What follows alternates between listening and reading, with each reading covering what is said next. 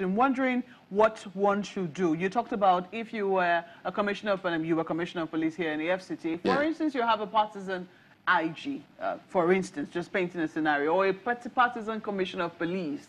What should junior officers do if they receive instructions from their bosses to favor a particular party?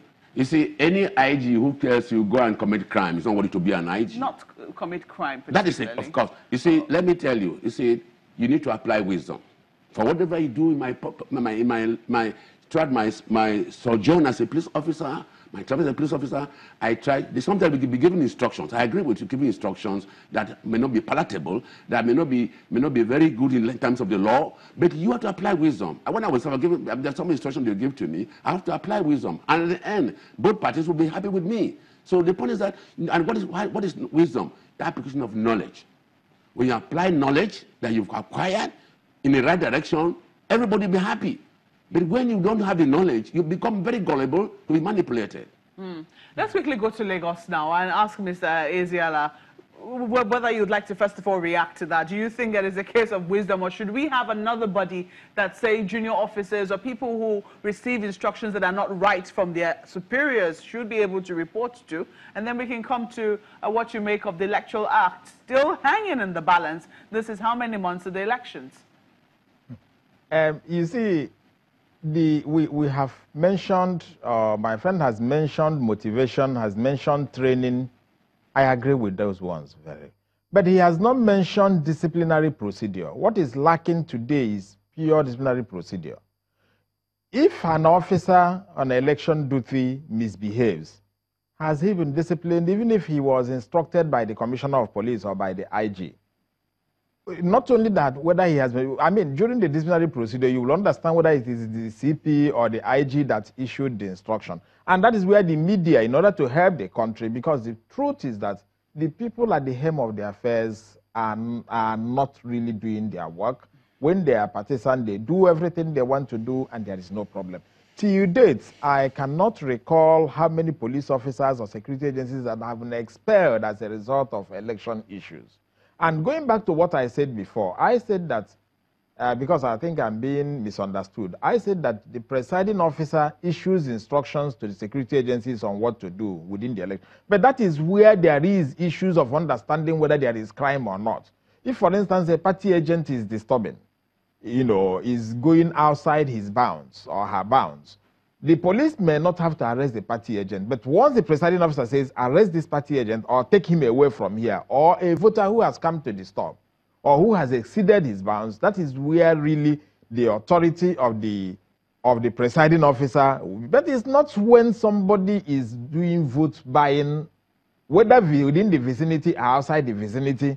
This is pure crime. You don't wait for the presiding officer to ask you to arrest the person. It is clear. And I think there is something we should do. Now we have a lot of smartphones. Why don't we allow party agents, allow Nigerians to use their smartphone to capture these irregularities, to capture these fraudulent means of doing things, and let it be subjected to normal evidence to either invalidate elections or to punish police officers or security agencies or INEC officials who are perpetrating these acts until we are serious and INEC is ready to take. You see, first step to get these things done is that, one, INEC should be able to authorize people to use their smartphones or video camera to video what happens. INEC should be ready to take evidence of all this. INEC should be able to engage the security agencies to discipline those people that have done that. Luckily, and that is why we are saying anyway, you say we are going to come back to whether the Electoral Act should be signed, because there are some good provisions in that Electoral Act that should help us, if implemented, to start moving towards having a good election. And we must note that if we don't have a good election to elect good people into office, that is why the police is not being taken care of. That is why the security agencies are suffering. Because you elect fraudulent people who have used their money to get into office, and they will neglect the security agencies, they will neglect you and I, nothing is working. So it is something, whether the media, whether the security agency, it is something all of us must work towards. And people that are collecting the 5,000 naira, they should know that when they collect the 5,000 naira, there will be no work for them. And when you have work, you may not be paid. So we need good people to enter into these offices. And we have seen where we have had good people in some states enter office as governors. We have seen the dividends of democracy in those states.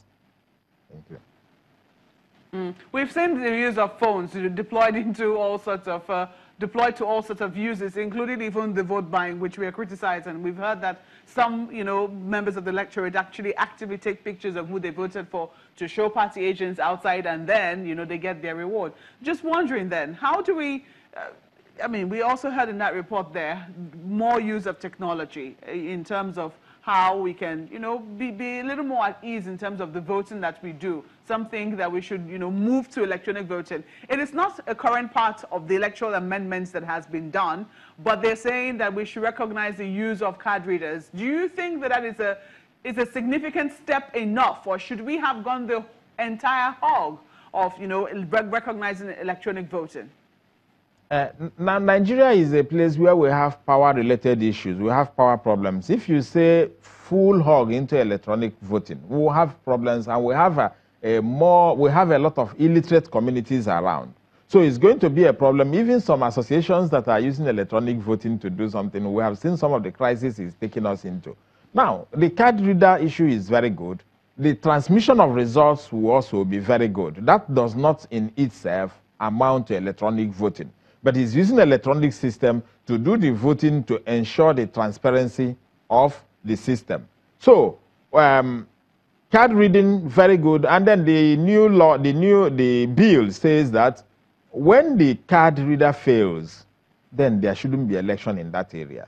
But we have not been told in many other areas where the card reader worked, whether we have been able to do election audit to find out whether there was rigging or not. So I don't know what we are going to do, but I think there is much to be done. But that is a thumb up for the electoral body to say we must use card reader, for them to propose that where there is no card reader, no elections, we can postpone the elections. But then we should work towards not having those systems in place.